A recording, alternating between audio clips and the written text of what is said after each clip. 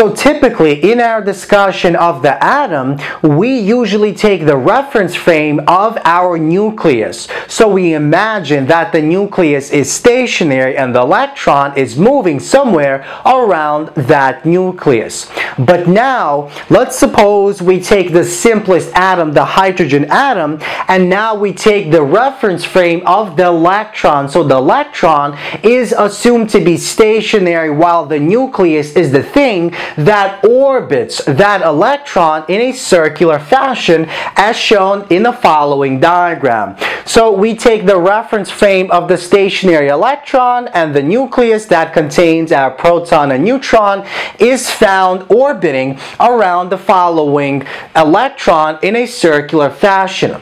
Now, as the positively charged nucleus, which contains the protons, orbits the electron in a circular fashion, it creates a positive electric current loop that in turn creates a magnetic field B. Remember, anytime we have an electric current moving in a circular fashion, as in this case, that induces a magnetic field B. And the magnetic field B, the magnitude of it is given by this equation, where mu naught is a constant, I is the quantity of electric current, and R is the radius of the circular orbit. Now, the direction of the magnetic field B is given by the right-hand rule, and in this case, let's suppose the magnetic field B points upward as shown in the following diagram. Now recall that any electron has an intrinsic property known as the electron spin, and the electron spin creates the spin angular momentum of that electron. So the electron has an angular momentum that is created by the electron spin. Now the electron spin also induces or creates a spin magnetic dipole moment given by μs.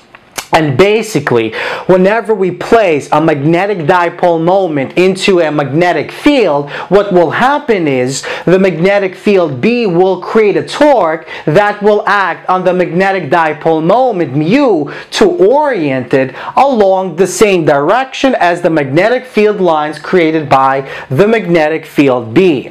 So basically, this means that the spin magnetic dipole moment mus of the electron will feel a torque as a result of the magnetic field B created by the orbit of the nucleus, created by the relative motion between the electron and the proton in the nucleus. Now, this torque will basically tend to orient or rotate that spin magnetic dipole moment along the same direction, along the same axis as the magnetic field lines of that magnetic field B. And that means that as the torque acts on the electron's magnetic dipole moment, it will change the energy of that electron by the following amount. So delta E, the change in energy, is equal to negative of the dot product of the magnetic field vector created by the relative motion between the electron and our nucleus, as well as the mus, where mus is the spin magnetic dipole moment. Now, the question is, what exactly is the spin-orbit interaction? Well, to describe what the spin-orbit interaction is, let's recall the relationship between the magnetic field B and the orbital angular momentum of our atom. So, the relative motion of the nucleus of the atom and the electron creates a magnetic field B, as we discussed just a moment ago, and this magnetic field B is related to the orbital angular momentum given by capital L, and the relationship is given by this equation. So basically, we can think, or another way we can think of this magnetic field B is in terms of the orbital angular momentum created by that nucleus's motion around our electron, and it's given by this equation. Now, another important relationship that we must remember is the relationship between the magnetic dipole moment, or the spin magnetic dipole moment mus, and our spin angular momentum. So basically, the spin magnetic dipole moment mu s is related to, or is proportional to, the spin angular momentum given by capital S. And that means another proportion that we can write is as following. So another way we can rewrite this equation is in the following format. Because B is related to L, and because mu s is related to S, if we take the dot product of these two vectors, so our orbital angular momentum L and the spin angular momentum S, we see that this dot product is directly proportional to the change in energy that our electron feels as a result of this magnetic field B.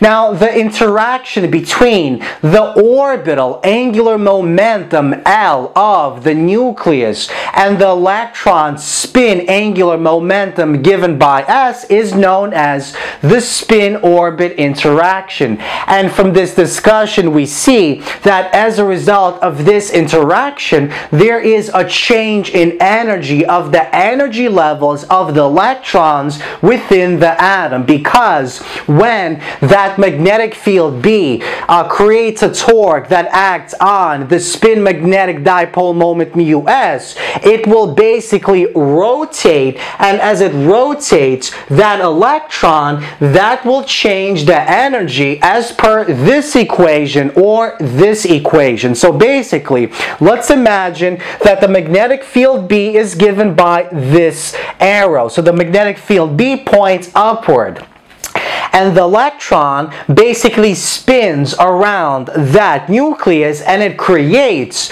the spin magnetic dipole moment mu s. So this is the spin, the magnetic dipole moment mu s, that is created as a result of the intrinsic electron spin of that electron.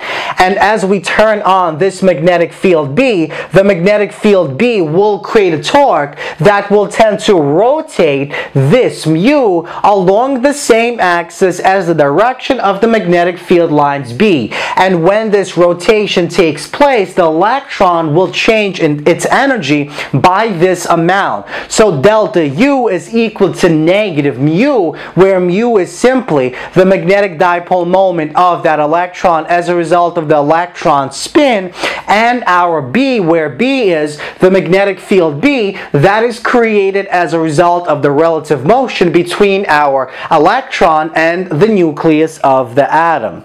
So basically, the spin-orbit interaction is the interaction between the magnetic field B that is created by the relative motion between the electron and the nucleus and the spin of that electron. So the spin magnetic dipole moment that is created by the electron spin of our electron.